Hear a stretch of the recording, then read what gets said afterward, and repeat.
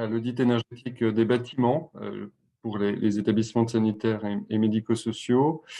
Donc Romain se présentera tout à l'heure. Je te remercie d'ailleurs Romain au passage pour ton engagement, ton application dans la préparation de ce webinaire. L'objectif de cette séquence est de faire connaître cet outil d'aide à la décision, dans pas mal de cas, les premières actions d'économie d'énergie avant de les mener, c'est déjà de bien connaître son patrimoine et ses consommations, on le verra. Et les audits énergétiques sont des outils qui peuvent aider effectivement à mieux connaître son bâti et pouvoir dégager des pistes de travaux.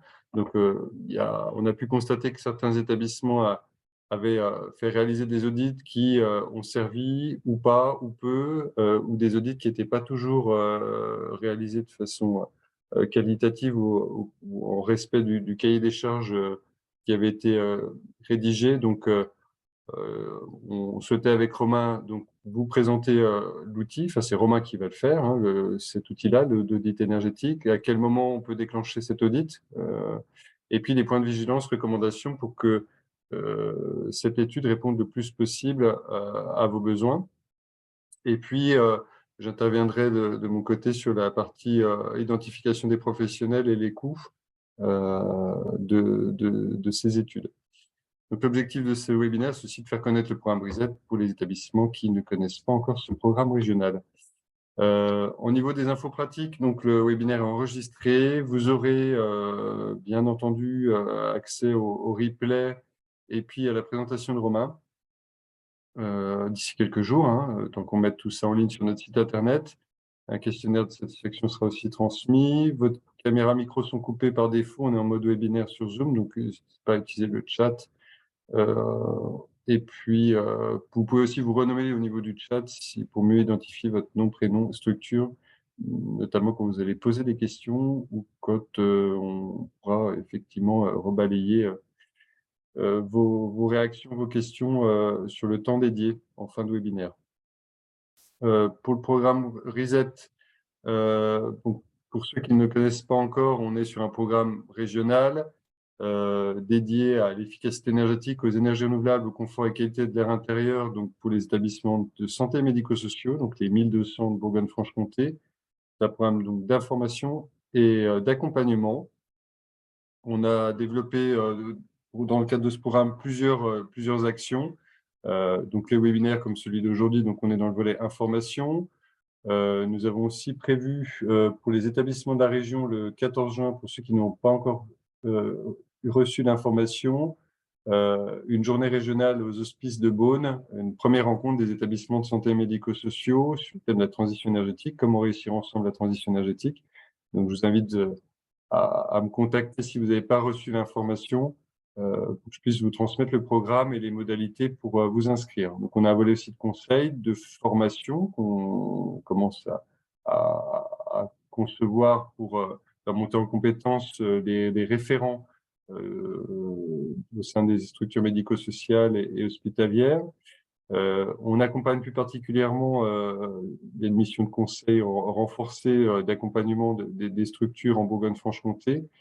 On met en place aussi des outils de pilotage suivi énergétique et puis des observatoires de consommation et dépenses d'eau et d'énergie à l'échelle régionale notamment. Il y en a d'autres, mais je ne vais pas tous les citer. Et puis, on coordonne un nouveau réseau de conseillers transition énergétique et écologique en santé dans le cadre d'un AMI national qui a été piloté par l'ANAP. Et Romain fait partie d'ailleurs de ce nouveau réseau de conseillers transition énergétique et écologique en santé. Il y a actuellement 6 ou 7 postes en Bourgogne-Franche-Comté. Moi, je travaille au Pôle Énergie Bourgogne-Franche-Comté. C'est un centre de ressources régionales de la construction et rénovation durable pour justement accompagner les professionnels du bâtiment sur des nouvelles thématiques, notamment le réemploi dans le bâtiment, le matériau biosourcé. Donc, on a un certain nombre de formations qui sont proposées et de la mise en réseau de professionnels. Donc, vous aurez toutes les infos en allant sur notre site. Nos partenaires donc, sont l'ARS, l'ADEME, la Banque des Territoires. Donc, c'est eux qui sont à l'initiative du programme. Et puis, donc, avec cette nouvelle mission de coordination du réseau de conseillers, on a la CNSA et la NAP en partenaire. Vous pouvez devenir membre du réseau Reset, je vous invite vivement à le faire puisqu'on publie régulièrement de l'info et puis ça vous permet aussi d'échanger entre établissements. Donc vous pouvez, le diapo vous sera adressé, hein, vous pouvez devenir membre du réseau Reset, je vous enverrai le lien aussi dans le chat. Et puis vous pouvez aussi revoir nos précédents webinaires qu'on organise depuis 2021 pour destination des établissements. Donc vous voyez les différentes thématiques, mise en place d'une chaufferie bois, du photovoltaïque, des webinaires sur le décret tertiaire, et puis plus récemment sur les certificats d'économie d'énergie. Donc voilà, vous pouvez, en cliquant, je vous enverrai le lien aussi, sur la chaîne YouTube Reset, revoir ces webinaires. Je ne vais pas être plus long, je vais laisser la parole à Romain, qui va intervenir pendant à peu près une petite heure, et puis ensuite on passera un temps de questions-réponses. Voilà, je vous remercie pour votre attention, et puis Romain, je te laisse la main. Ça marche. Merci David et bonjour à tous. Je vais partager. David, est-ce qu'on voit bien?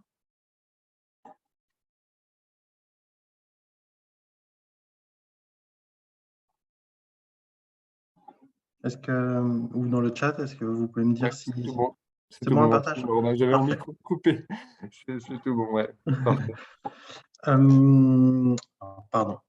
Donc, je vais me présenter rapidement. Donc, Romain Maglione, je suis conseiller en transition énergétique et écologique en santé pour le groupement de coopération sanitaire du Chalonnais. Je suis arrivé il y a un petit peu moins d'un an maintenant, une dizaine de mois. Et puis auparavant, je faisais donc des audits énergétiques dans un bureau d'études et maîtrise d'œuvre. Pendant une dizaine d'années, j'ai fait donc essentiellement des diagnostics énergétiques. Alors pour des soucis pratiques, je vais couper ma vidéo pour éviter que vous ayez des coupures de son, vu que la connexion n'est pas forcément parfaite. Et puis on va pouvoir démarrer. Donc l'idée, c'est de parcourir un peu le contexte dans lequel peut se réaliser un audit énergétique, les avantages, intérêts, les points de vigilance à avoir, et puis le contenu ou ce qui peut être demandé éventuellement aussi en plus par rapport à un diagnostic un petit peu classique. Donc tout d'abord, dans le contexte un petit peu réglementaire, donc le premier point qui avait été lancé maintenant il y a déjà un petit moment, et en général les personnes concernées, la plupart en tout cas, étaient bien au fait de ça.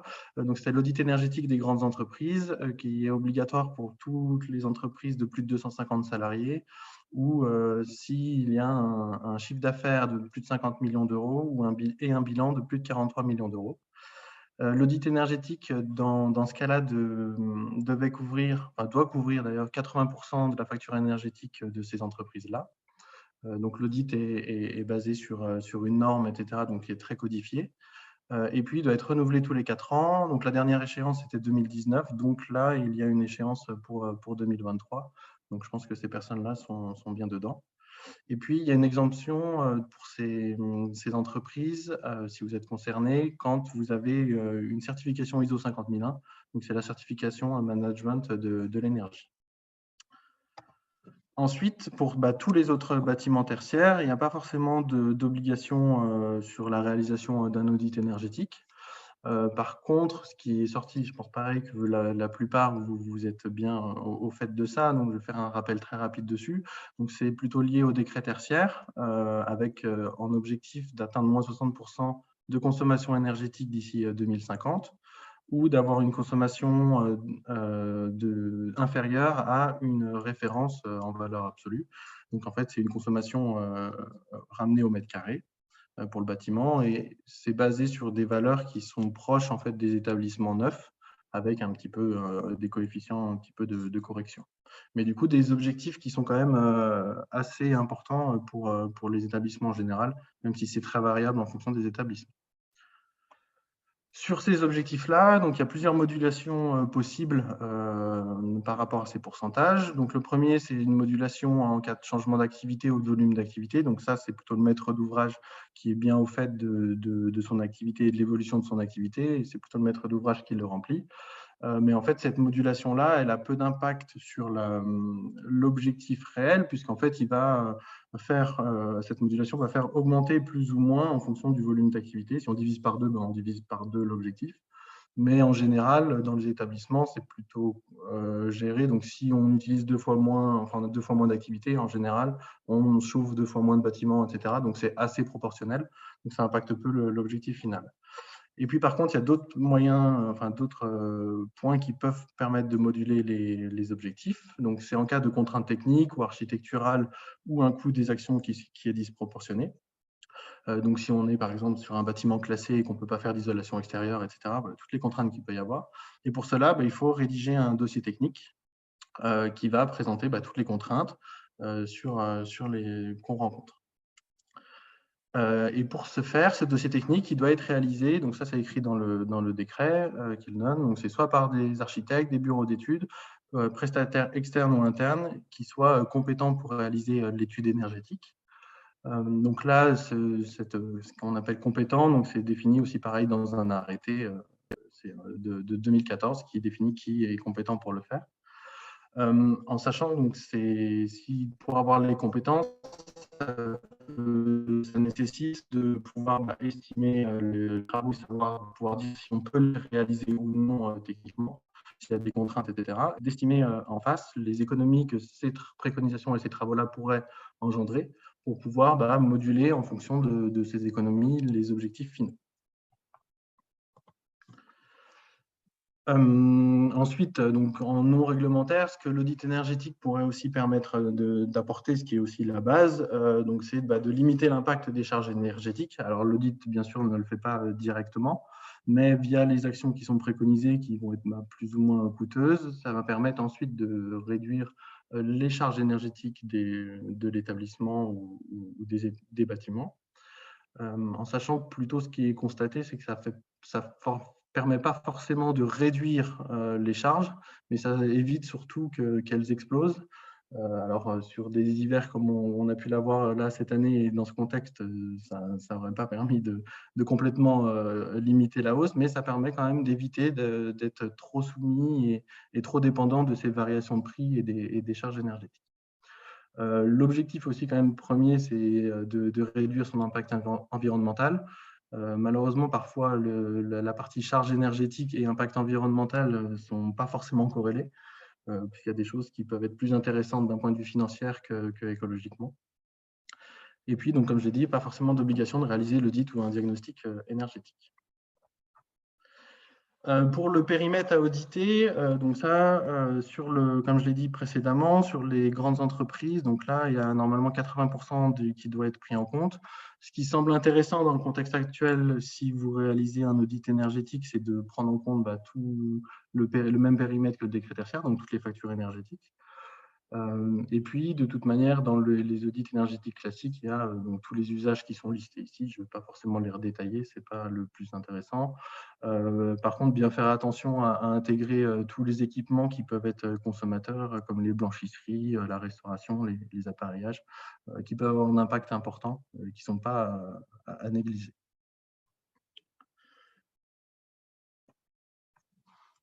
Et puis, comme l'a dit déjà un petit peu David, donc l'audit énergétique, c'est un outil d'aide à la décision. Donc, il ne va pas vous permettre de… alors, en fonction des préconisations, il y a des préconisations qui vont être sur des réglages, etc. Donc, ça, en général, ça peut être fait assez facilement et les déclencher avec l'exploitant ou les services techniques en interne. Et après, il peut y avoir des petites préconisations, petits travaux qui peuvent soit être faits en interne, soit directement avec des entreprises. Mais sur les plus gros travaux, et en général, ce sont ceux-là qui font faire les plus grosses économies d'énergie, ça va nécessiter de compléter l'audit énergétique par des maîtrises d'œuvre ou des études de faisabilité, etc. Un des avantages aussi de réaliser un audit énergétique, c'est que ça permet aussi d'être prêt pour le futur. Donc, c'est-à-dire que même sur un bâtiment où on n'a pas forcément d'investissement à faire dans les années qui suivent, ça peut être intéressant d'avoir quand même le diagnostic, comme l'a dit David, de connaître l'état des lieux de ces consommations, de ces répartitions de consommation, de ces points qui sont très consommateurs, pour pouvoir agir si on a, par exemple, des augmentations de subventions à un moment donné ou qui peuvent venir après de différentes personnes, subventions ou d'aides. Si aussi on a des augmentations de charges énergétiques, quelque chose qui n'était pas intéressant, ça permet de peut-être que ça devienne intéressant au bout d'un moment, de faire ces travaux, ces préconisations, et donc de pouvoir les déclencher plus rapidement que s'il faut relancer tout le processus, etc. D'avoir une vision, une direction de l'évolution de son patrimoine et de ses bâtiments. Donc ça, pareil, c'est intéressant quand on fait des plans pluriannuels d'investissement ou choses comme ça, d'avoir ce dont on doit, ce qu'on doit réaliser pour les bâtiments pour atteindre et réduire leur impact énergétique. De réaliser des économies d'énergie, bien sûr, et de réduire l'impact, comme je l'avais dit, environnemental. Sur le timing pour le faire, donc ça, c'est des questions qui sont bien sûr qui dépendent du contexte de chacun. Ça dépend aussi beaucoup de l'échelle de chaque personne qui est concernée pour la réalisation d'audit énergétique. Si on n'a qu'un bâtiment ou un nombre réduit de bâtiments, ça peut être intéressant quand même de faire l'audit énergétique en même temps sur tous les bâtiments pour avoir la vision globale, et notamment en termes d'investissement, pour pouvoir l'appliquer sur tous. Lorsqu'on a un patrimoine qui est beaucoup plus important, mais dont on n'en est pas soumis, par exemple, quand même à l'audit énergétique des grandes entreprises, il est possible de peut-être partir un peu sur le même principe que sur les grandes entreprises, avec potentiellement un échantillonnage. J'y reviendrai un petit peu plus loin. Et puis, de manière un peu plus générale, si on a des travaux lourds envisagés sur un bâtiment ou sur un site, c'est intéressant de faire l'audit énergétique pour avoir l'état des lieux et pouvoir orienter un petit peu les préconisations qu'on va mettre en place derrière. Si on a de l'inconfort ou des pathologies dans un bâtiment identique, ça peut aussi être intéressant. Comme ça, on peut profiter des préconisations de l'audit énergétique pour améliorer en même temps le confort et résoudre des problématiques. Ça permet de mutualiser un peu les investissements et que ça devienne un peu plus intéressant et rentable. Si on a aussi des consommations importantes sur un des bâtiments ou un site, et pareil, en général, c'est qu'il y a un gisement d'économie qui est important. Donc, ça peut être intéressant de faire l'audit énergétique dans ce cas-là pour avoir des préconisations qui seront normalement assez intéressantes. Et puis, comme je l'ai dit, pour avoir une vision complète de son patrimoine, pouvoir faire des plans pluriannuels de travaux d'investissement. Donc là, c'est indispensable d'avoir une vision globale de son patrimoine. Je voulais passer aussi rapidement un peu sur l'exemple de nous, ce qu'on a fait. Alors, notre patrimoine reste pas. On a une quinzaine de sites différents avec parfois un peu plusieurs bâtiments. Donc, dans le principe, c'est ce que vous voyez sur la droite. On a visité avec mon collègue tous les établissements, tous les bâtiments, et puis on a fait une petite cotation en termes de vétusté et de performance des bâtiments. Donc, c'est-à-dire que rapidement, dans le graphique, plus on est sur la droite et en haut, plus le bâtiment est vieillissant et peu performant. Et puis la taille, c'est la surface du bâtiment. Donc l'idée, c'était de faire l'audit énergétique en interne sur l'ensemble des bâtiments et donc de les prioriser en gros à la liste et de les prendre un par un pour essayer de donner les éléments le plus rapidement aux endroits où il y a le plus gros potentiel. Et puis, ce qu'il est aussi possible de faire, ça c'est un exemple parmi d'autres, c'est de faire un bilan un bilan fonctionnel sur les bâtiments pour voir s'il y a potentiellement des endroits où l'usage qu'on fait des bâtiments n'est peut-être pas optimum. Ça peut être le moment aussi de se poser la question de l'usage et puis du coup de faire l'audit énergétique et de coupler tout ça. Si dans un site, on fait aussi beaucoup de diagnostics techniques ou thermiques qui ont déjà montré des faiblesses, ça peut être aussi intéressant de compléter par un audit. Quand on a aussi, qui peut être significatif, quand on a des coûts d'exploitation et de maintenance travaux budget qui est assez élevé sur des sites, en général, pareil, ça montre qu'il y a un vieillissement de ce site ou de ce bâtiment. Donc, pareil, ça peut être intéressant de le faire dans ce cas-là. Et puis, comme je l'ai dit, si on a des consommations énergétiques qui sont importantes. L'idée maintenant, c'est de parcourir un peu le déroulé de l'audit énergétique. Alors, je ne vais pas détailler, bien sûr, en détail la mission, mais c'est plus pour pouvoir faire ressortir les points de vigilance et qui, à mon sens, sont importants dans la mission et sur lesquels il faut être vigilant pour que ce soit bien fait par le prestataire et de le suivre. Alors très rapidement, il y a une première prise de contact qui est intéressante parce que ça va permettre de présenter tous les interlocuteurs, de présenter le contexte dans lequel va se dérouler la mission. Je vais passer un petit peu rapidement là-dessus. Ensuite, il y a un point qui est très très important, donc c'est la collecte des données. Ce qu'il faut savoir, c'est que quand l'auditeur réalise la mission d'audit énergétique, c'est impossible d'aller vérifier et contrôler tous les équipements, toutes les parois et toutes les données, toutes les hypothèses en fait, du bâtiment ou de l'ensemble de bâtiments.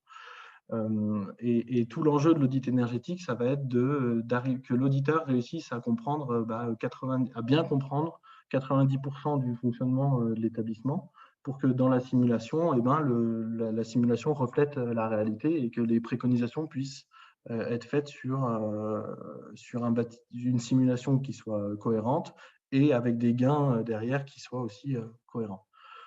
Et pour ce faire, l'auditeur, en fait, s'il n'a pas toutes les informations, il va quand même pouvoir faire des choses. Il y aura des hypothèses. Et s'il y a trop d'hypothèses, et notamment sur des points qui sont très importants, ça va dégrader un peu la qualité de l'audit énergétique et donc des préconisations que vous pourrez avoir au final. Et donc, ces collectes de données, c'est un travail qui peut être fait même, en tout cas partiellement, avant même de lancer la mission d'audit énergétique. Si vous avez un seul bâtiment, ça, en général, on arrive assez facilement à récupérer les informations. Par contre, si vous commencez à avoir beaucoup de bâtiments ou de sites à gérer et à auditer, là, ça demande quand même un temps à prévoir qui est assez important. Donc, ça peut être intéressant de le commencer avant ou quand on lance la consultation pour déjà avoir quand même pas mal d'éléments. Donc, un petit listing très rapide parce que si jamais justement vous voulez regarder avant de lancer la mission. Donc, ce qui est très bien, c'est d'avoir le maximum de plans en fait pour pouvoir après simuler le bâtiment. Donc, les plans de masse, de niveau, de coupe, façade, etc. Les factures d'énergie, d'eau et de sous-comptage au minimum des 3 dernières années. Sachant que pour moi, on verra un peu plus loin, mais l'audit énergétique, s'il est fait actuellement, c'est intéressant de le coupler et qui corresponde au maximum au décret tertiaire. Donc, c'est potentiellement au moins l'année de référence que vous avez sélectionnée sur la plateforme aussi.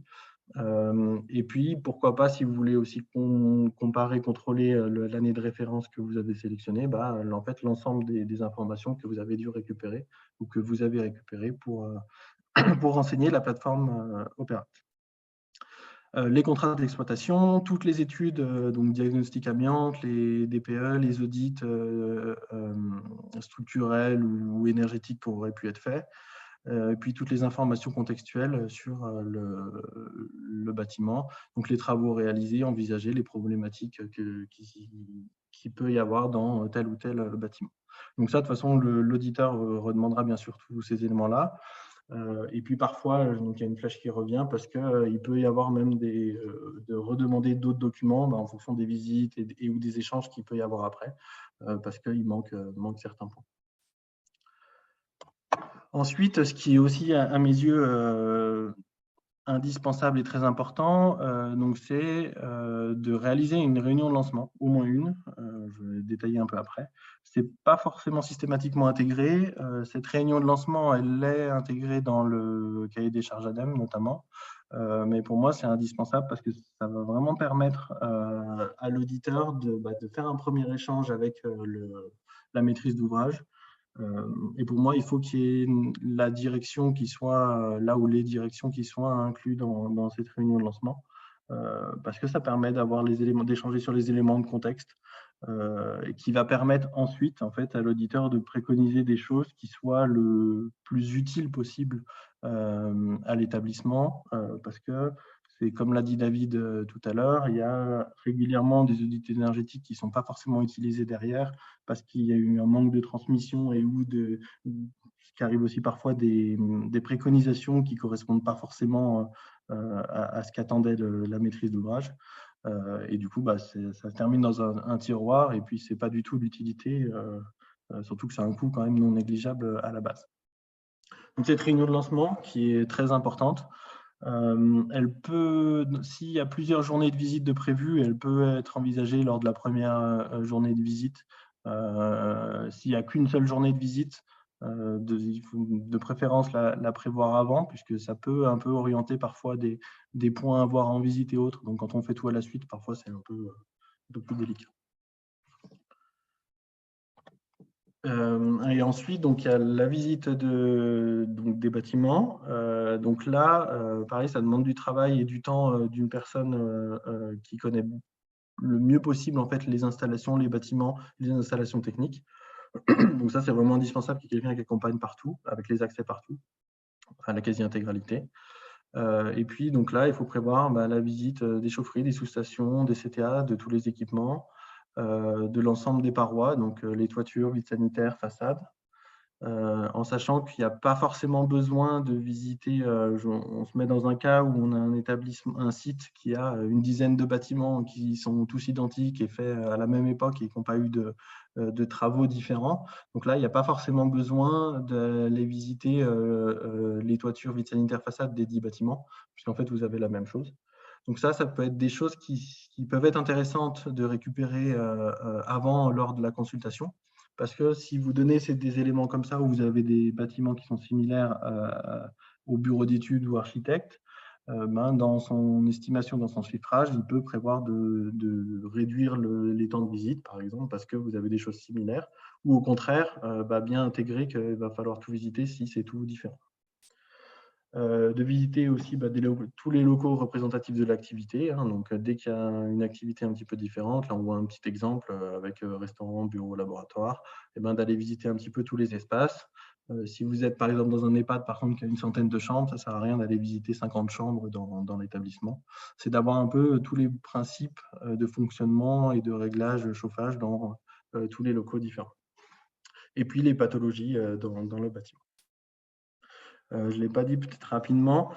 Ça peut être intéressant aussi dans la consultation, si vous avez déjà des éléments comme ici, très synthétiques, mais d'usage sur les plans des bâtiments, de les joindre à la consultation ou dans les documents de recollement pour justement faciliter un peu à l'auditeur le repérage des usages. Il y a un peu la même chose aussi. Alors, c'est rarement fait, enfin rarement disponible, mais ça peut aussi être fait auparavant pour aussi améliorer le rendu de l'audit énergétique. C'est d'avoir les mêmes repérages que ça, mais sur la distribution de chauffage ou aérolique, donc de renouvellement d'air. Et puis pour la visite aussi, alors c'est non exhaustif, vous verrez d'autres choses, mais c'est les points pour moi vraiment essentiels. C'est donc aussi tous les réglages chauffage, refroidissement, les consignes de température. Il peut être intéressant de prévoir un point avec l'exploitant, notamment s'il y a des difficultés à gérer parfois certains appareils, ou de prévoir un point téléphonique entre l'auditeur et l'exploitant. Et puis voir tous les équipements extérieurs et intérieurs qui soient gros consommateurs. Pour l'analyse ensuite de la part du bureau d'études, donc là en général c'est un peu flou et puis il y a un petit peu plein d'informations et de données différentes qui peuvent arriver.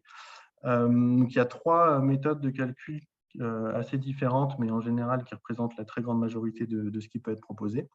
Donc il y a une première méthode qui est dite réglementaire, THCEX, donc qui est déconseillé pour la réalisation d'audits énergétiques. D'ailleurs, dans le cahier des charges ADEME, c'est bien précisé que cette méthode, elle ne peut pas être unique, enfin, on ne peut pas utiliser uniquement cette méthode pour réaliser l'audit énergétique.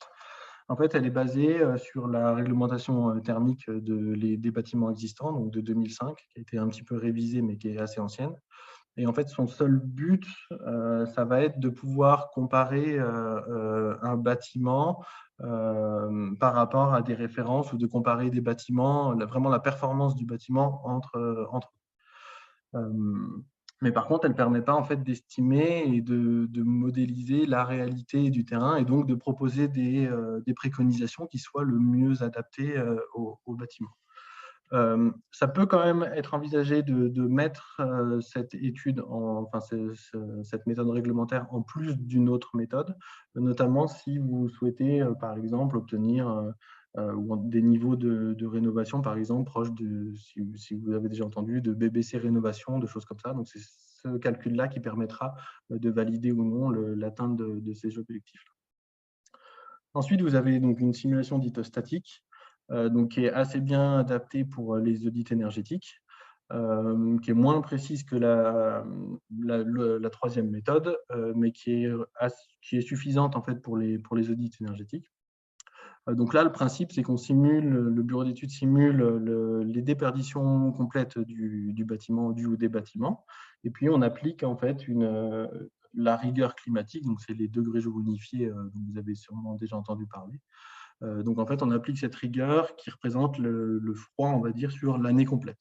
Donc il n'y a pas d'évolution au fil de l'eau, et c'est un petit peu moins précis, mais c'est suffisant pour l'audit énergétique. Et puis la troisième méthode, c'est la simulation thermique dynamique ou simulation énergétique dynamique. Donc là, c'est une méthode qui est plus précise que la méthode dite statique. Dans le principe, on fait la même chose, on simule le bâtiment de la même façon, de manière un petit peu plus précise quand même. Et puis, on fait vivre en fait, le bâtiment tout au long de l'année en recalculant sur des pas de temps très réguliers l'écart de température entre l'intérieur et l'extérieur. Donc, cette méthode, elle est plus précise. Mais comme je l'ai dit précédemment, le principal enjeu en fait, de l'audit énergétique, c'est que l'auditeur arrive à bien comprendre le fonctionnement du bâtiment, et il restera toujours une partie d'hypothèse parce que même si ça a été isolé dans une paroi, on ne va pas forcément aller refaire des trous dans la paroi pour vérifier. Donc, on ne sait pas systématiquement si l'isolant a été bien posé ou non, etc. Donc, il y a des hypothèses et des approximations qui sont de toute manière présentes dans l'audit énergétique. Et donc, ce n'est pas forcément indispensable d'avoir une méthode de calcul qui soit ultra précise si, à l'origine, on a des hypothèses qui sont trop mauvaises. Donc, moi, j'ai plutôt tendance à dire, le problème, c'est que si vous orientez déjà sur une des méthodes de simulation, bah, potentiellement, il y a une partie de bureaux d'études ou d'architectes qui ne vont pas pouvoir répondre, alors qu'ils pourraient être très compétents. Alors, si vous laissez libre, ça vous permet d'avoir tout le monde qui puisse répondre selon le cahier des charges. Ah oui, et donc si vous faites ce que je dis, si vous faites une simulation thermique dynamique avec des hypothèses qui sont complètement fausses, eh ben, ce sera un audit qui sera beaucoup plus mauvais qu'une simulation statique avec des hypothèses plus précises. Et puis par contre, si vous voulez des informations en termes de confort dans le bâtiment, donc souvent on parle de confort d'été, mais ça peut être aussi sur d'autres informations. Là, c'est obligatoire de passer par une simulation thermique dynamique, puisque c'est la seule méthode qui vous permettra d'avoir des informations sur le confort. Ensuite, sur le rapport, l'idée, ce n'est pas forcément de détailler. Ce qui est des retours que j'ai pu avoir, ce qui peut poser problème, c'est que dans les rapports, ils soient par exemple trop techniques. C'est-à-dire que en fait, les logiciels permettant de faire les simulations permettent de faire des exports de rapports complets, par exemple. Mais en général, ils sont très compliqués à intégrer par la maîtrise d'ouvrage. Et puis même pour retrouver des éléments dedans, c'est très compliqué. Donc, ça peut être intéressant lors de la consultation et même dans le suivi de l'audit énergétique et de la transmission des documents, de bien veiller à ce que ce soit assez clair dans le rapport, qu'il y ait des choses, j'ai tendance à dire, d'avoir un rapport qui soit le plus clair possible avec le moins de chiffres possible. Et puis, potentiellement, en annexe, par exemple, d'avoir le détail de toutes les hypothèses qui ont été prises par le bureau, et puis tous les chiffres, tous les chiffrages, etc. aussi en annexe. Ce qu'il faut aussi obligatoirement, donc en fait, c'est d'avoir le listing des préconisations. Donc on verra un petit peu plus loin aussi, j'ai un petit exemple, mais qui est à vous aussi de pouvoir l'orienter selon vos souhaits. La présentation de plusieurs scénarios. Donc, dans le cadre actuel, ça semble assez logique d'avoir des scénarios pour le respect du décret tertiaire, donc avec la terme le moins 60% de consommation énergétique.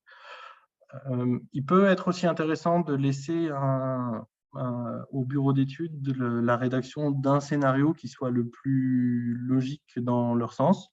Je veux dire par là que parfois, quand on vient essayer de coller absolument à une réglementation, notamment, on dit les moins 60%, potentiellement, on pourrait avoir à un moment donné quelque chose qui apporte 48% d'économie d'énergie. et on veut atteindre le -50, donc l'auditeur va vous préconiser par exemple des travaux lourds parce qu'il n'y a plus d'autres leviers d'action, alors qu'il y aurait peut-être potentiellement quelque chose de plus logique à faire. Donc ça peut être bien aussi de demander un scénario libre par le bureau d'études. Et puis de bien demander dans le rapport à ce que toutes les hypothèses, comme j'ai dit, et les calculs soient présents. Alors de préférence en annexe, ça évite de surcharger le rapport et la compréhension du rapport. Mais pour moi, c'est important. Notamment l'idée quand même de l'audit énergétique, si vous le faites sur votre patrimoine complet. Ensuite, donc on l'a vu sur les grandes entreprises, normalement, la mise à jour, elle doit être faite tous les 4 ans. Quand il n'y a pas d'obligation, vous pouvez bien sûr le prolonger. L'idée, c'est potentiellement, en fait, la mise à jour, elle peut être faite, en tout cas partiellement, par la maîtrise d'ouvrage. Si vous avez à chaque fois le prix de l'énergie et le détail des coûts, des estimatifs de coûts, vous pouvez faire une réactualisation en fonction de l'évolution du prix de l'énergie et puis d'une estimation des coûts qui évite de repasser obligatoirement par un bureau d'études, ou en tout cas de simplifier derrière, si vous changez de bureau d'études aussi, la transmission des informations. Donc, il faut bien veiller à récupérer un maximum de données et d'informations dans l'audit qui est fait. Et puis, l'estimation des subventions qui sont mobilisables aussi sur chaque préconisation.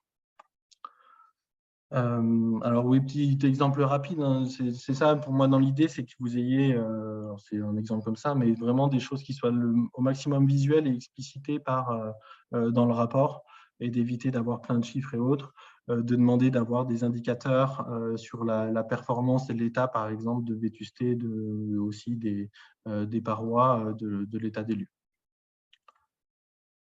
Voilà, c'est des choses assez simples, mais en tout cas qui sont visuelles et qui sont plus facilement assimilables par tout à chacun. Tout le monde n'est pas forcément sachant quand on restitue et ou sur les personnes qui prennent les décisions. Donc, ça permet après de pouvoir avoir ces éléments-là et assez simple à intégrer au maximum, en tout cas, pour pouvoir les appliquer derrière. Quand on a les répartitions des déperditions, alors ça reste approximatif sur les gains et autres, mais quand on voit, par exemple, qu'on a 40% sur les menuiseries extérieures, on sait que ça va être un gros levier, c'est très visuel et facilement assimilable. Et puis dans le rapport, ce qui peut être intéressant aussi de demander, en général c'est fait aussi, mais voilà, en tout cas bien veiller à ce que ce soit, c'est d'avoir le positionnement du bâtiment ou de l'ensemble de bâtiments par rapport à la réglementation, avec l'étiquette énergétique, ou par rapport à des bâtiments avec un usage qui soit similaire à notre bâtiment. Pour ouvrir un petit peu aussi, dans les problématiques, je trouve, des audits énergétiques et sur le fait que derrière, ils sont un petit peu laissés tomber, c'est que souvent, ou en tout cas de temps en temps, les audits sont un peu décorrélés de l'entretien et de l'état des bâtiments actuels, alors que pour moi, je pense que les préconisations, elles doivent être au maximum liées à l'état des bâtiments. Donc là, pour moi, il y a 2 solutions possibles. C'est soit vous avez les compétences en interne dans le bâtiment ou dans l'ensemble d'établissements pour pouvoir estimer un peu des travaux d'entretien basiques qu'il faudra faire quoi qu'il arrive dans le bâtiment. Et donc, vous pouvez estimer ces travaux-là, ou alors ils sont déjà estimés sur les prochaines années. Et ça pourrait être intéressant de le donner aussi au bureau d'études pour qu'ils les intègrent et éventuellement de profiter de besoins d'intervenir sur certaines parois, sur une toiture qui fuit normalement dans les 5 prochaines années, etc., pour les intégrer et donc faire des préconisations qui soient le plus liées possible à d'efficacité énergétique, qui soient liées à l'entretien du bâtiment. Il y a une partie, en tout cas, des actions qui ont des coûts qui sont très importants. Donc, c'est vraiment intéressant d'arriver à coupler des travaux d'entretien avec des travaux d'amélioration de l'efficacité énergétique. Ce n'est pas toujours fait, malheureusement, même encore maintenant. Parce que aussi, quand on n'est pas prêt et qu'on a besoin d'intervenir en urgence, et souvent on fait comme on peut, on pallie un peu au problème. Donc, si ça a été anticipé avant, à la fois d'un point de vue entretien et à la fois d'un point de vue amélioration de l'efficacité énergétique, ça permet de faire les choses du mieux possible derrière et de mettre en place et de mettre en œuvre des solutions qui soient efficaces. Et puis l'autre solution, ce serait de demander aussi dans l'audit énergétique. Ça a été par exemple fait pour les copropriétés, où les copropriétés au début ont été obligées de faire des audits énergétiques. Et puis ensuite, il y a eu aussi, pas l'obligation de réaliser, mais en tout cas de présenter le DTG, donc c'est le diagnostic technique global, où là, l'intérêt justement, c'était de coupler la partie entretien avec la partie amélioration de l'efficacité énergétique. Moi, je trouve que c'est quand même une très bonne solution d'avoir en tout cas à la fin ces éléments complets, puisque vraiment, si on préconise, c'est d'ailleurs un peu le problème qu'il y a eu sur les grandes entreprises, où là, il y avait un classement des préconisations uniquement fait sur en tout cas réglementairement uniquement fait sur les temps de retour. Et parfois, ça peut être plus intéressant de faire des travaux qui ont un temps de retour un petit peu plus long, mais parce qu'on a besoin d'intervenir, que de ne pas le faire. Et donc ça, pour moi, c'est vraiment un enjeu clé à respecter et à essayer de mettre en place, parce que sinon, malheureusement, l'audit est un peu décorrélé de la réalité, ou risque d'être décorrélé de la réalité, et donc de ne pas convenir après à la maîtrise d'ouvrage et de ne pas être utilisé, ce qui est dommage. Donc, ça pourrait être intéressant de piocher éventuellement des éléments du DTG copropriété à adapter dans le cahier des charges, si vous faites le cahier des charges vous, ou si vous complétez en repartant par exemple de celui de l'ADEME. Et puis, il faut aussi absolument une ou plusieurs réunions de restitution. À savoir que pour moi, pareil, il faut que dans cette réunion, il y ait absolument les personnes décisionnaires. Donc, s'il y a plusieurs sites avec des directeurs et directrices différentes, il faudrait qu'il y ait une réunion de restitution pour moi par site, par établissement. Et cette réunion va vraiment permettre de pouvoir échanger sur les préconisations qui sont faites, de les détailler, de les expliciter, parce que parfois, il y a des incompréhensions. Un rapport, ça ne peut pas être parfait, donc de prendre le temps d'expliciter un petit peu toutes les actions qui sont listées, de représenter les scénarios, et puis, à la suite de la réunion aussi, d'élaborer en concertation un scénario. Ça, je pense que c'est aussi un point qui est important, justement pour éviter aussi que ce soit décorrélé. Une fois que vous avez je vais présenter rapidement, voilà, l'idée c'est d'avoir un listing un peu toutes les préconisations comme ça, et puis de pouvoir dire d'ajuster en fonction de ce que je prévois, des budgets potentiels que je pourrais avoir, et de faire un scénario en choisissant avec le bureau d'études les actions que vous souhaitez mettre en œuvre d'ici 10-15 ans. Et de faire recalculer ce scénario après la réunion avec le bureau d'études pour avoir en fait le classement final avec l'étiquette énergétique et les gains finaux. Parce que malheureusement, les investissements sont additionnables et cumulables. Quand vous faites une isolation extérieure et que vous remplacez les chaudières, ça fait plus d'un point de vue investissement. Par contre, sur les économies d'énergie, on ne peut pas faire la somme directement. En fait, quand vous faites une première action, vous allez réduire votre consommation, et donc l'action suivante, vous allez réduire son gisement d'économie d'énergie derrière. Donc, vous ne pouvez pas faire la somme directement. Donc, il faut absolument que le bureau d'études refasse les calculs thermiques en fait, sur cette partie-là. Donc, pareil, pour moi, c'est indispensable que ça apparaisse dans le cahier des charges, puisque ça va vous permettre de créer votre scénario qui vous corresponde au mieux derrière pour chaque bâtiment ou pour chaque établissement.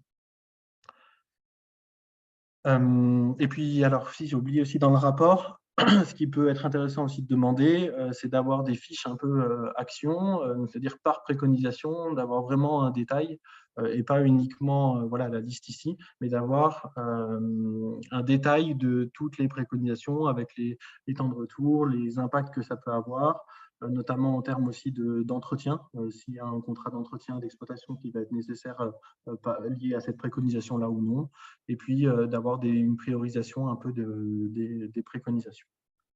Donc, c'est bien d'avoir des fiches actions comme ça, pour justement, notamment après, si vous reprenez plus tard, 5 ans après, le rapport, c'est un petit peu plus détaillé qu'un listing où on sait plus ce qu'on a derrière.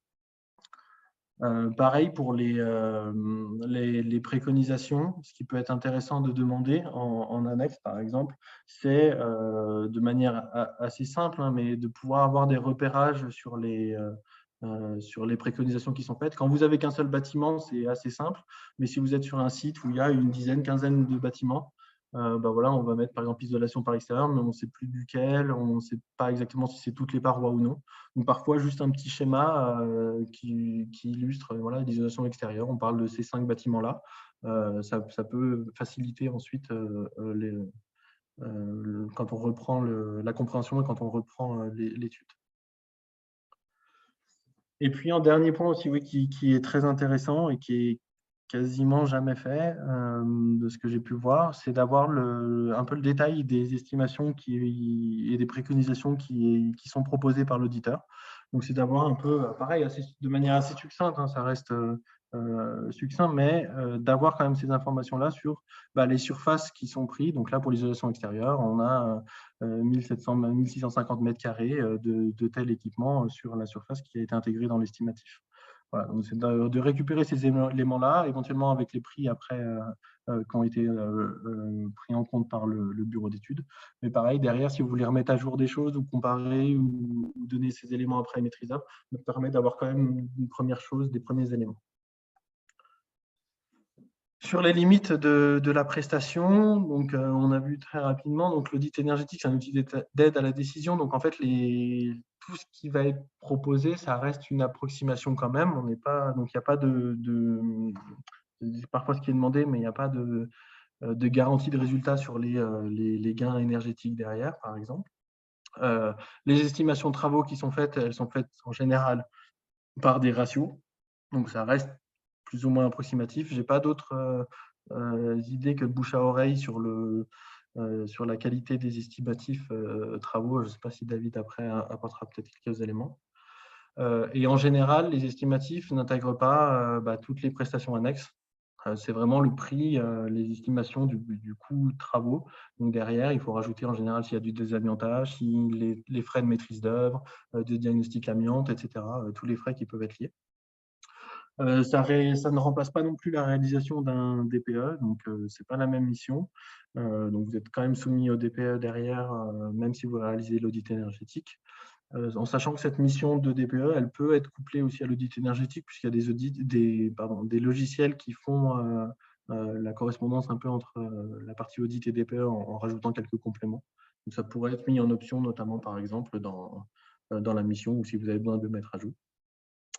Et donc, comme j'avais dit, la mise à jour de l'audit derrière, elle n'est pas forcément aisée. Donc, vous avez un peu deux solutions. C'est soit de redemander au même bureau d'études de refaire la mise à jour. Donc, souvent, ils ont les éléments. Donc, ça permet de faire une mise à jour avec un tarif un peu plus intéressant. Par contre, pour la mise en concurrence avec d'autres, c'est quand même pas l'idéal.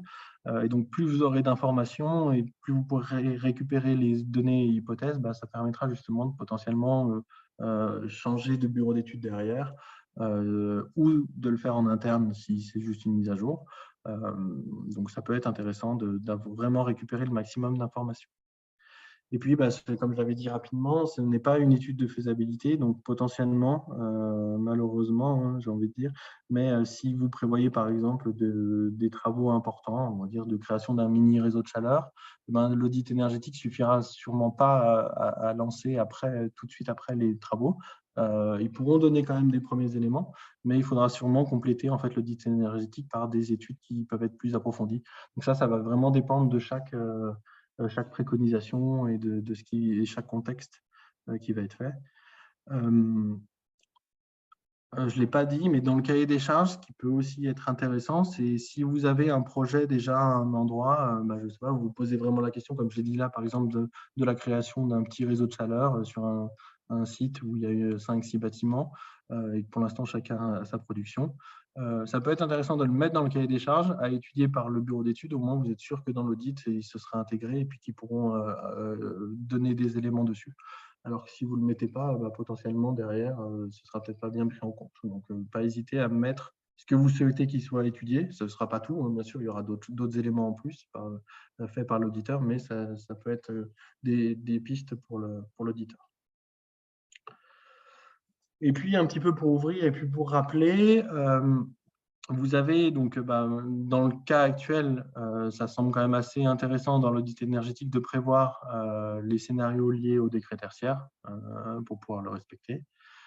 Il peut aussi être intéressant d'intégrer dans le cahier des charges et puis dans la mission d'audit énergétique d'autres décrets qui sont sortis, donc notamment le décret BAC, c'est sur l'installation de GTB, donc qui peuvent être estimés dans l'audit énergétique.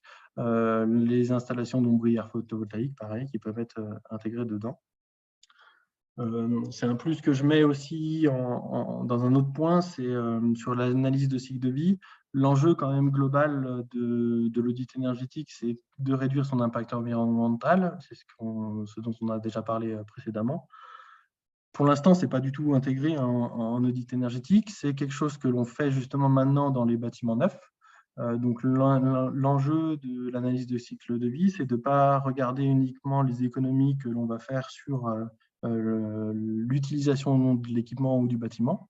C'est-à-dire que si on fait une isolation extérieure, par exemple, sur le bâtiment, on va effectivement gagner sur les consommations de chauffage. Par contre, on va avoir eu besoin d'énergie pour l'installation de l'isolant et aussi pour la démolition ensuite.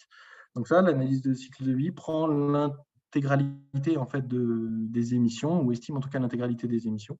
Donc ça permet vraiment d'avoir un bilan complet sur la préconisation, sur son impact environnemental. C'est assez intéressant, notamment en fait si vous souhaitez mettre en œuvre vraiment être dans une démarche de réduction de l'impact environnemental. Et pour comparer, par exemple, des types d'isolants différents. Oui, effectivement, en général, la laine de bois, c'est mieux que le polystyrène, mais c'est quand même mieux quand on a des éléments. Est-ce que ça a un impact vraiment important ou non dans ce cas-là sur cette préconisation?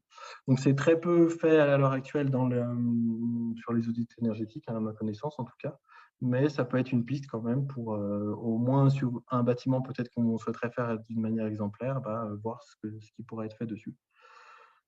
Par contre, ça oblige à utiliser des logiciels plutôt de simulation thermique dynamique. C'est eux qui intègrent cette analyse de cycle de vie.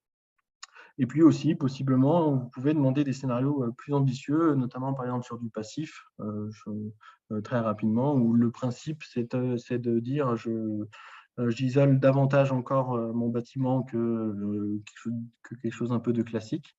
L'intérêt, c'est que ça me permet de réduire mon investissement après sur les équipements et systèmes dans le bâtiment. Et en fait, le surcoût d'isolation est compensé par le fait que j'économise un peu sur les systèmes. Voilà, il y a possibilité d'avoir d'autres scénarios après en fonction de chacun. Ensuite, donc un point sur le confort d'été qui est souvent une problématique importante aussi dans les bâtiments, qui va l'être de plus en plus. Ce n'est pas forcément le plus simple à intégrer dans la phase d'audit énergétique. Donc, c'est clair qu'en général, vous n'aurez pas forcément si vous restez sur un audit classique, il n'y a pas forcément de préconisation en termes de confort d'été. Si vous souhaitez des éléments dessus, comme je l'ai dit, c'est obligatoirement une simulation thermique dynamique pour avoir des éléments sur le confort. Et par contre, ça vous permet d'avoir des préconisations qui ne vont pas forcément impacter à l'origine les consommations énergétiques. Dans un audit classique, en fait, les préconisations elles vont surtout être liées à des économies d'énergie en face. Alors que si vous mettez par exemple de la végétalisation devant, ça n'apportera pas forcément d'économie directement ou assez peu. Par contre, vous pourrez aussi améliorer le confort. Et donc, ça peut être intéressant quand même d'avoir ces éléments-là. Ça peut aussi être intéressant si vous avez un inconfort déjà présent important dans un bâtiment, en sachant qu'en général, quand on isole, on va vers une progression, une amélioration du confort, mais ce n'est pas toujours le cas, et notamment sur des étapes un peu intermédiaires, vous pouvez dégrader encore le confort par rapport à avant. Donc, ça peut rester intéressant. Ça permet d'anticiper un peu aussi l'évolution quand même des températures futures. On sait qu'on va plutôt sur une augmentation, donc encore une dégradation du confort dans les bâtiments. Donc, ça permet aussi quand même de voir l'évolution et notamment d'appliquer des scénarios de caniculaires, etc., donc qui permettent d'anticiper un peu ces problématiques-là. Ça reste un enjeu quand même qui est important, puisque si on ne s'y intéresse pas du tout dans des projets, le risque, c'est que ça devienne un peu inconfortable, que le bâtiment devienne inconfortable, et puis qu'on termine par l'installation de blocs clim monoblocs, qui est un peu quand même ce qui est à éviter en termes de consommation et environnementale. Donc, c'est toujours ce qui est un peu délicat. C'est compliqué de l'intégrer quand même dans l'audit énergétique, parce que quand même, ça rajoute un coût certain quand même à la mission. Ça pourrait être intéressant de le mettre en option à la rigueur dans le cahier des charges pour pouvoir voir ce que ça représente et si c'est intéressant ou non. on pourrait aussi, plutôt que d'aller et d'avoir en termes de confort comme ça, aussi faire confiance un peu aux bureaux d'études qui, eux, ont quand même un petit peu l'habitude normalement de faire ces études-là et qui préconisent des travaux qui permettent d'améliorer justement le confort d'été. Donc, ça peut être par exemple de donner un chiffrage, une estimation de brise soleil orientable, ou de choses comme ça, ou de végétalisation, sans forcément avoir les éléments derrière, mais au moins de pouvoir les intégrer après dans une rénovation plus lourde dans le bâtiment, au moins d'avoir les budgets et puis de faire l'étude de confort d'été dans l'étude de maîtrise d'œuvre dans un temps un peu plus lointain.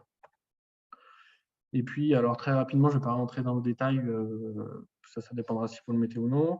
Il y a un peu, on va dire, deux solutions distinctes pour le confort d'été. Donc la première, ce qui est généralement proposé, c'est d'avoir juste un nombre, de regarder le nombre d'heures au-dessus d'une certaine température. Mais en fait, ce n'est pas forcément représentatif du confort. C'est le plus simple en général à estimer, et c'est des fois ce qui est mis dans les cahiers des charges, mais ce n'est pas forcément le plus représentatif. Et sinon, après, il y a d'autres, donc les diagrammes qui sont là, mais je pense que vous prendrez le temps une autre fois, je ne vais pas redétailler ici, qui permettent, par contre, ces diagrammes d'avoir une vision un peu plus précise du confort vraiment ressenti par les personnes.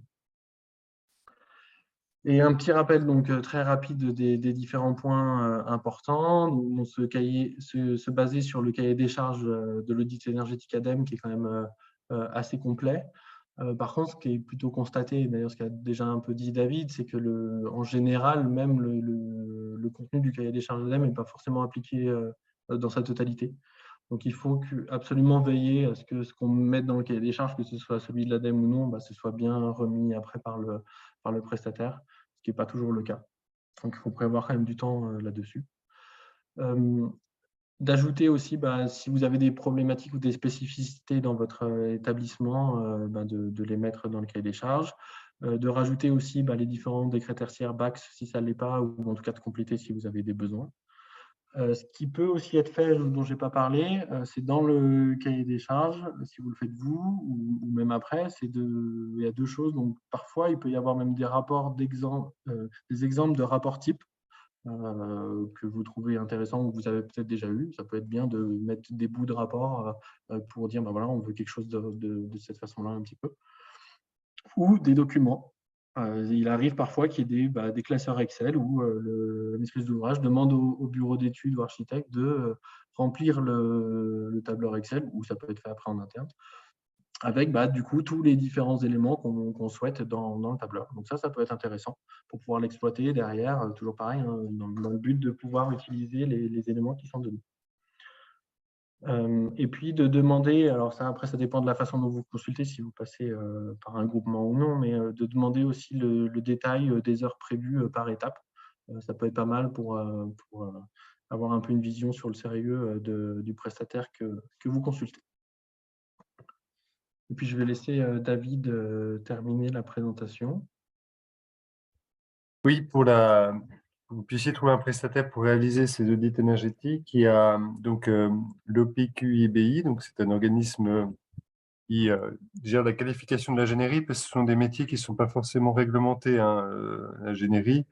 Donc il y a cette démarche de qualification qui a été mise en place, avec en fonction des études, des missions qui sont prévues, une qualification pour l'audit énergétique. On peut avoir une qualification pour les études d'installation solaire thermique, par exemple. Donc, vous retrouverez sur ce site des informations sur la qualification déjà. Je ne vais pas la détailler aujourd'hui, ce n'est pas l'objet. En sachant que Pôle Énergie, on a un webinaire dédié sur l'OPQIBI que je penserai à vous transmettre. Et donc, dans cet annuaire, vous avez le lien, vous retrouverez donc par région les prestataires qui peuvent répondre, en tout cas qui sont qualifiés sur l'audit énergétique des bâtiments. Vous avez aussi d'autres, si tu peux du coup, Romain, passer à la diapo suivante. On retrouve aussi des offres de centrales d'achat sur des prestations énergie ou transition énergétique. Alors, c'est multiple, il n'y a pas que l'audit énergétique, mais on a généralement quand même des offres sur ce type d'études. alors qui peuvent être intéressantes ou pas financièrement, on le verra après dans la diapo suivante, mais ça dépend bien sûr de la configuration des sites. Disons que ça facilite dans le cas de marché public la consultation, puisque là on est sur généralement des marchés à bon de commande avec d'une durée généralement de 4 ans, et le cahier des charges est déjà bien calé par la centrale d'achat. Le prestataire est retenu. Généralement, ce sont des groupes nationaux qui interviennent ou des groupements de bureaux d'études. On a le cas aussi qui interviennent avec un porteur, un mandataire principal au niveau national qui est la porte d'entrée, et puis ensuite un réseau de bureaux d'études qui peuvent répondre à moins de 200 km de votre établissement. Donc, on a plusieurs formules. Je dirais que là, le gros atout, c'est la contractualisation et consultation, quoi. Voilà, vous n'avez pas à monter un marché pour ce type de prestation. À savoir que sur certains sites, on le verra aussi après, il y a pas forcément l'obligation de passer par un MAPA, puisqu'on est en dessous de 40 000 euros hors taxe pour des audits. Ça dépend de la taille enfin, voilà, de votre site et des prestations qui seront demandées. Du coup, Romain, je te propose de passer à la slide suivante sur les coûts d'un audit. J'ai pu récupérer, en accompagnant quand même pas mal d'établissements de la région, un certain nombre de devis, bureaux d'études. Alors, que ce soit pour des audits énergétiques de bâtiments sur la base du cahier des charges ADEME, on est quand même à peu près les mêmes références, la même commande. On a parfois des commandes des missions complémentaires, tu en parlais Romain, sur notamment des simulations thermiques dynamiques sur certaines zones d'inconfort thermique, pour avoir quand même une idée des températures atteintes ou voilà, je dirais de la durée d'inconfort dans les bâtiments. Alors c'est vrai qu'on était plutôt sur le notion de température, c'est pas génial, mais ça donne quand même un peu une idée.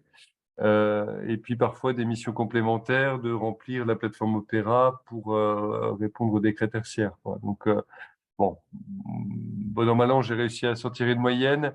On est à peu près, alors là, c'est multi-site ou pas, taille de site très différente, mais une moyenne globale d'1,75 € hors taxe par mètre carré sur la base d'une douzaine d'offres.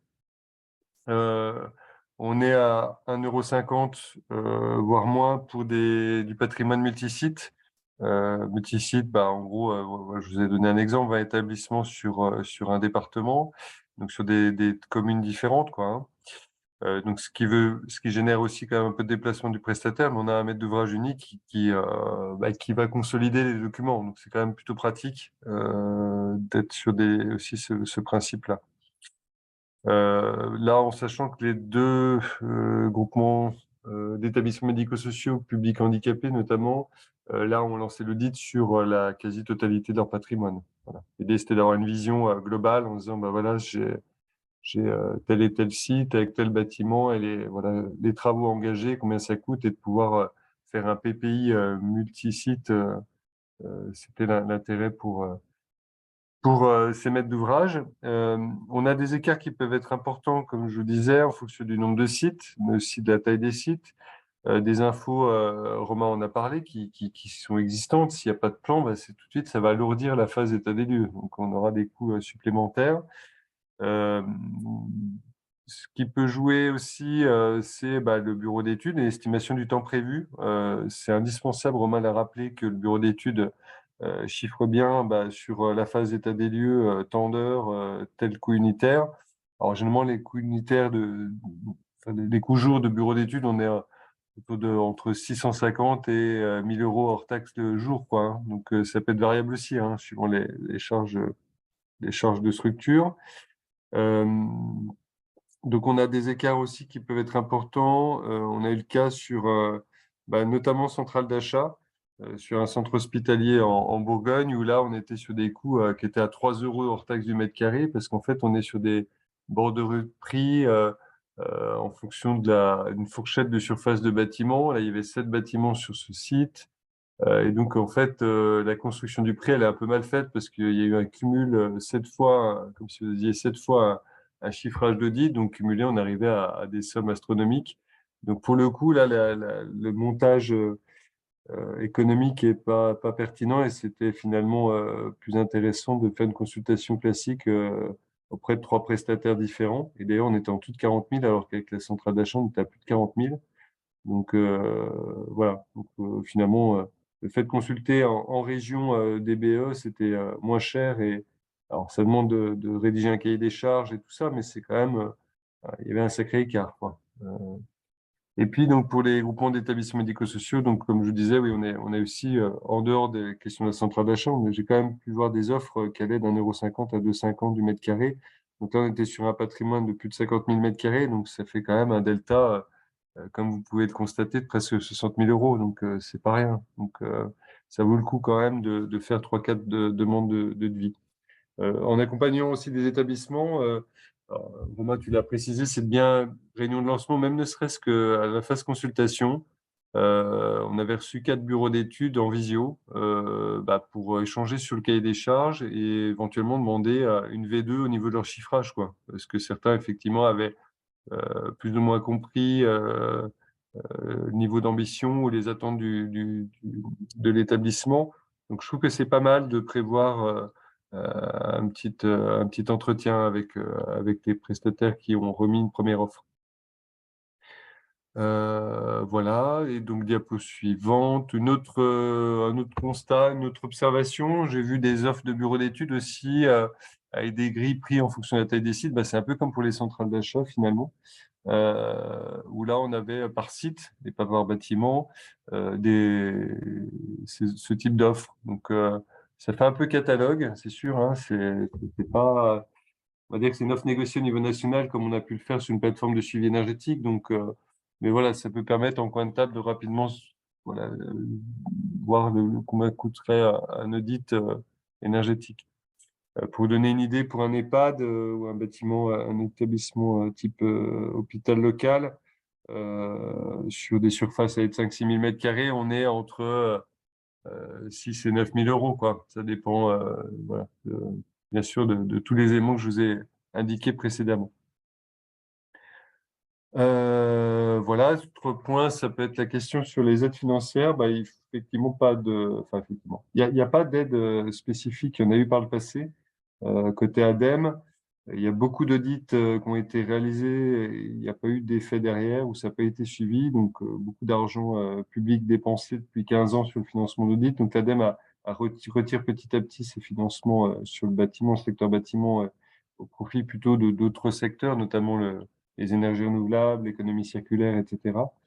On peut, à la marge, sur certains établissements associatifs, solliciter ponctuellement la région, mais c'est vraiment à la marge. Je ne fais pas une grosse pub parce que si toutes les structures médico-sociales de Bourgogne-Franche-Comté associatives demandaient une aide à l'audit, on consommerait tous les crédits région. Donc, c'est pas, en tout cas, de ce service-là à la région. Donc, mais voilà, au cas par cas, et pour les établissements notamment qui sont lauréats de notre prix Émirisette, on peut trouver un petit peu d'aide.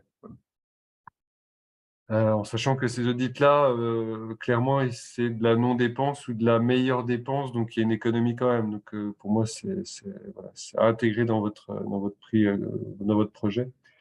Je vais juste compléter, Romain, parce qu'il est déjà midi 10, je ne vais pas trop m'étendre. Donc ce que tu disais sur le contenu de l'audit, il y a aussi l'analyse financière en coût global, qui est généralement demandée dans le cahier des charges EDEM.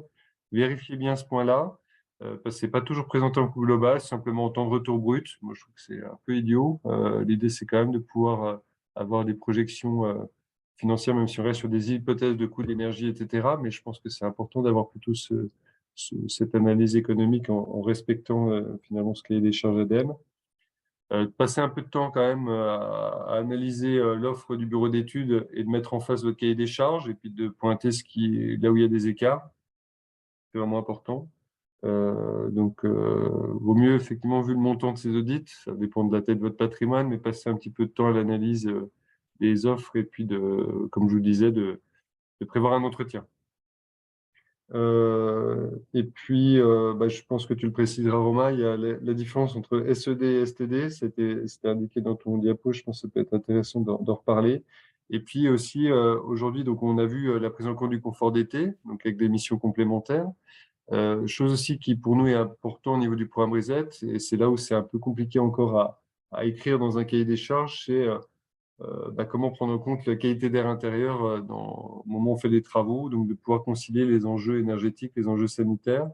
On a prévu d'ailleurs le 14 juin à Beaune une mini-conférence sur le sujet, mais voilà, c'est des points qui peuvent être importants. Alors aujourd'hui, tout n'est pas calé au niveau réglementaire, mais voilà, à minima, de peut-être indiquer dans votre cahier des charges qu'il y a une attention particulière sur le volet qualité d'air intérieur. Donc on peut avoir aussi des premières préco qui, voilà, n'entraînent pas une dégradation de la qualité d'air intérieur et du confort thermique. Pour moi, c'est vraiment important. Voilà, je vais arrêter là, je suis bavard. Romain, je te propose qu'on active notre caméra, qu'on réponde Oui, aux questions, hein, si ça te va. bien sûr. Alors, j'espère en tout cas que vous avez appris des choses. Alors, au niveau de la discussion, on va voir s'il y a quelques questions qui sont arrivées. Donc, je vous ai fait parvenir quelques docs, hein, cahier des charges ADEME, etc. Alors, donc on a une question. Pourriez-vous me donner votre avis concernant les missions spécifiques pour lesquelles nous sommes censés solliciter dans le cadre des C2E et d'autres spécifiques à coût zéro pour des points singuliers? Alors, je pense que c'est lié à soit de l'AMO dans le cadre de travaux d'isolation de points singuliers ou d'isolation de plancher bas. Mission Oui. spécifique. Moi, je pensais plutôt ça. Je ne sais pas, Romain, ou alors si vous voulez préciser. Oui, alors je pense que c'est ça. C'est vrai que alors parfois, alors, des retours que j'ai moi, après, si je comprends bien la question, c'est que on a des personnes qui veulent valoriser les C2E et qui disent faire un audit énergétique dans le cas, enfin, avant de faire les isolations, mais ça ne correspond pas du tout à la mission d'audit énergétique comme on l'entend. Ça reste du très basique. C'est plus un état des lieux en fait des parties qui les intéressent. Donc, ça va être sur les points spécifiques, des isolations à 0 euros, donc sur les combles, etc., le calorifugé, mais pas un audit énergétique complet comme on l'entend. Hmm. Alors, il y a une précision sur certaines régions, il peut y avoir des aides de la NFH. Je ne savais pas du tout sur les audits énergétiques. Je ne l'ai pas précisé, mais il y a aussi voilà, dans les tuyaux, quelques départements qui se posent la question de comment soutenir les établissements dans leur démarche et réfléchissent peut-être à un dispositif d'aide aux audits, mais ça reste voilà, dans les réflexions. Donc, il y a, sur la partie financement, effectivement, il y a peut-être des différences d'un territoire à un autre, quoi. Après, il y a aussi des programmes C2E spécifiques. Je ne vais pas rentrer dans le détail. Il peut y avoir des aides aussi à des postes de conseillers, plus de l'audit. Donc, c'est des choses qui vont peut-être être lancées. C'est pas simple à monter comme programme, enfin, pour répondre, mais il y a des petites choses aussi. Après, je pense que vous pouvez aussi vous regrouper entre structures et négocier auprès d'un bureau d'études, hein. Enfin, moi, j'ai déjà pu mettre en place ce type de démarche de commande groupée. Donc, ça peut être intéressant. Une question sur nous devons faire réaliser un DPE en termes de recherche de prestataires, des coûts. Romain, du coup, sur les prestataires, j'aurais tendance à envoyer vers le PQIBI aussi. Oui, ils doivent être recensés, oui. Normalement, sur l'annuaire, vous le retrouvez. Et au niveau des Les coûts, missions de DPE, elles sont très codifiées, etc. Alors, de ouais. retour que j'ai, il n'y a pas forcément des écarts de coûts non plus hyper importants. Donc, après, faire juste quelques devis qui permettent quand même de comparer et de bien sélectionner, mais il n'y a pas d'écart de prestation trop important. Sur le DPE, je pense qu'il y a une liste des diagnostiqueurs. Sur les sites du ministère de la Transition écologique, à mon avis, vous retrouverez euh, très certainement là. Je regarde sur l'annuaire au PQIBI, comme c'est pas des. Pour le coup, là, c'est des prestations d'ingénierie pas réglementées, donc on ne retrouve pas forcément la liste des PE là. Je vois diagnostic audit, je vérifie sur les rubriques. En même temps, je fais la démarche.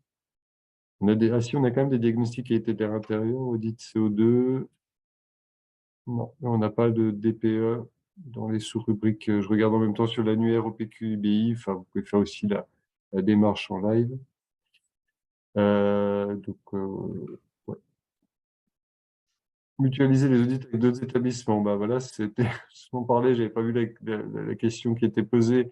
Oui, enfin, ça peut se faire, hein. Des collectivités le font via des syndicats d'énergie, hein. Donc, c'est tout à fait envisageable de convenir d'un cahier des charges, de le travailler ensemble et puis après, effectivement de pouvoir, avoir peut-être des missions complémentaires. C'est vrai qu'il y a des missions communes, puis des missions un peu spécifiques. Enfin, je sais pas, Romain, comment tu pourrais envisager les choses, toi qui travailles à l'échelle d'un groupement, mais Oui, oui, c'est ça. Alors, c'est vrai qu'il peut y avoir des marchés à bon de commande ou des choses comme ça, de fait, justement, pour pouvoir sélectionner, basé après sur un même cahier des charges, mais il faut les mêmes attentes derrière quand même, donc, qui n'est pas toujours simple. Il faut quand même s'entendre avec les personnes avant sur la qualité un peu du rendu ou le contenu du rendu pour avoir des choses qui soient, enfin, si on veut avoir la même chose. oui. Oui, là, aujourd'hui, ça dépend de si vous êtes déjà adhérent à un groupement ou pas. Si c'est pas le cas, si vous êtes effectivement plus isolé, entre guillemets, autonome ou indépendant, effectivement, ça c'est peut-être moins évident. Ça dépend si vos relations actuelles avec d'autres EHPAD. Mais voilà, ça peut être dans les discussions et je pense que c'est intéressant, hein. Enfin, Mm. pour ramener effectivement à un bureau d'études un marché avec, je sais pas, 50 jours de travail, enfin, ça peut, pour lui, être intéressant dans la négociation, de dire, OK, je vous fais effectivement une proposition adaptée, quoi, hein. Enfin, Mm, faut être mm. clair, hein. Lui, ça lui évite commercialement d'aller chercher tout de suite d'autres marchés. Donc c'est plutôt quelque chose à encourager. C'est un peu de temps de prépa de votre côté, mais en même temps, je trouve que la démarche est intéressante. Voilà. Au moins sur des missions de base. Sur le référencement des BE sur le site de l'ADEME, il ne me semble pas qu'il y ait de référencement sur les entreprises sur l'ADEME. C'est plutôt, comme l'a dit David, quoi, sur l'OPQIBI qui, mine de rien, quand même certifie une certaine qualité, en tout cas un contenu de l'audit qui est proche en fait du cahier des charges ADEME, hein. Enfin, c'est réglementaire. Donc voilà, s'ils font une prestation classique, normalement, ils ont quelque chose qui est assez proche. Euh, Ouais, tout à J'ai fait. pas connaissance après pour après avoir d'autres que l'OPQIBI ou. Non, après la démarche, moi, pour ceux qui deviennent membres du réseau, hein, on a fait une liste un peu de la liste, mais là, on pourra vous transmettre si vous souhaitez des quelques coordonnées. Mais certains BE, d'ailleurs, ne sont pas au PQIBI et sont des très, très bons auditeurs énergétiques. Après, c'est une démarche Ah, de c'est leur part ça. de se dire, je vais pas payer une qualif. Après, il Je, faut s'assurer des références pro et puis de vérifier aussi quand même peut-être les diplômes du bureau d'études. Enfin, nous, vous verrez dans le cahier des charges ADEME, c'est quand même bien précisé, le CV, etc., quoi. Donc, ouais. Enfin, pour le dire, moi j'avais fait la certification au PQEBI, je l'ai faite 2 fois. C'est quand même très lourd sur certains points, pas si importants, pas du tout lourd sur d'autres qui pour moi sont importants, comme je disais, sur l'adéquation un peu des préconisations vis-à-vis de l'entretien des bâtiments et autres. Donc ça assure quand même une certaine qualité du bureau d'études, mais ce n'est pas parce que le bureau d'études n'est pas au PQBI ou autre qu'il n'est pas forcément compétent. Donc voilà. on a une question là sur revenir sur les prestations préconisées dans l'audit qui ne sont pas obligatoires. Euh, Exemple, plan de comptage. On n'en a pas parlé de ça, mais du plan de comptage. Oui. Euh,